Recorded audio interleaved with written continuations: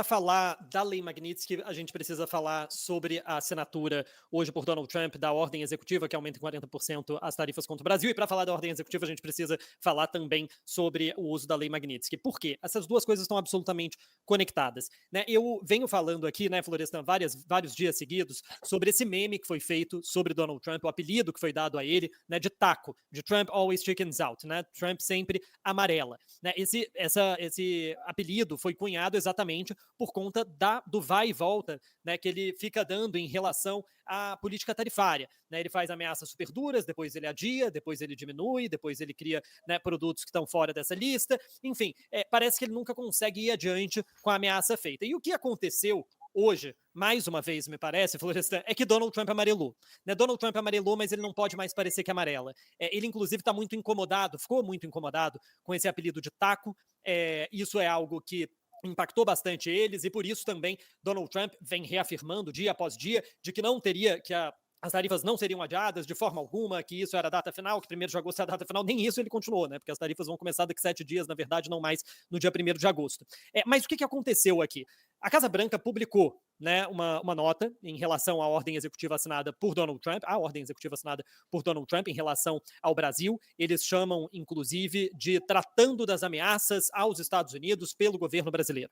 Né? É um texto que fala especificamente no nome de Alexandre de Moraes, é um texto que fala que Alexandre de Moraes persegue seus inimigos políticos, que ele tem o poder de um censor no Brasil, que ele censura empresas e cidadãos americanos, a partir da censura às big techs e a pessoas que estão em solo americano e, portanto, seriam protegidas pela primeira emenda da Constituição dos Estados Unidos. Enfim, faz aquele texto todo, justifica que, por isso, vai aumentar as tarifas ao Brasil em 40%, fazendo assim com que chegue a 50%. Lembrando que o Brasil já estava, né, naquele patamar mais baixo das tarifas de 10% desde abril.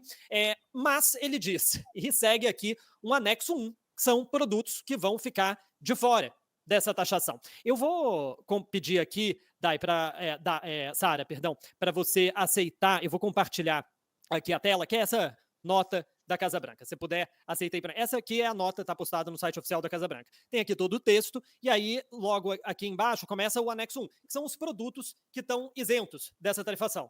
E essa lista vai, e vai, e vai, e vai, e vai, e continua, e continua, e continua. 700, né? Itens. E nunca para aqui, vai indo, vai descendo. É item atrás de item que está isento dessa tarifação. É um anexo interminável. Né? Isso aqui, na prática, eu falei isso no Brasil agora, né? Eu acho que daqui a pouco vai começar a sair as análises do que isso aqui representa, fechando aqui essa tela para a gente, do que representa todos esses produtos isentos, mas na prática significa que uma parcela imensa daquilo que o Brasil exporta para os Estados Unidos, na verdade, vai ter isento dessa tarifação de 50%. É um passo atrás imenso da promessa inicial de Donald Trump. Né? Aqui, os primeiros produtos que aparecem, por exemplo, é suco de laranja, que é importantíssimo. A exportação para os Estados Unidos, para o Brasil, é o maior comprador de suco de laranja brasileiro, mas também é importantíssimo para os Estados Unidos, porque 70% do suco de laranja que se bebe aqui nesse país vem do Brasil. Né? Então, existe uma preocupação, e esse recuo, ele vem não porque Donald Trump é bonzinho, porque Donald Trump não quer, né, fazer com que o Brasil pague, enfim, pelas injustiças que ele acredita que são injustiças cometidas a Jair Bolsonaro. Não. Esse recuo existe muito por conta de uma pressão do próprio empresariado americano, como, por exemplo, a Johanna Foods, essa empresa importadora de suco de laranja, que abriu um processo, né, contra o governo americano, afirmando que teria que demitir 700 funcionários, aproximadamente, caso essas tarifas entrassem em ação.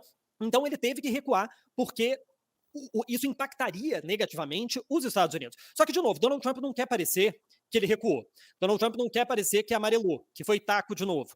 Né? E aí a gente vem à segunda parte do dia, que na verdade foi a primeira, né? Que é a consequência disso, que é o uso da lei Magnitsky contra o juiz Alexandre de Moraes. Né? Isso nada mais é do que uma amostra de força de Donald Trump, falando, não, nós vamos ser mais duros, na verdade, contra o Brasil, né? Aplicando uma lei que, na prática, congela todos os bens de Alexandre de Moraes nos Estados Unidos, que, de acordo com o próprio, é nenhum, proíbe Alexandre de Moraes de visitar os Estados Unidos, ele que, né, diz que o visto dele venceu tem, se não me engano, 2 anos e ele não fez questão de renovar, mas também tem implicações duras em relação a ele, como, por exemplo, a impossibilidade de utilizar cartões de créditos com bandeiras americanas, Visa, Mastercard, American Express, não permite que ele tenha investimentos em dólar onde quer que seja, não permite, basicamente, que ele tenha contas bancárias em bancos que operam nos Estados Unidos, o que torna a vida da pessoa extremamente difícil, por isso que essa lei aqui é chamada também de pena de morte financeira, né, para aqueles que são sancionados, mas, de novo,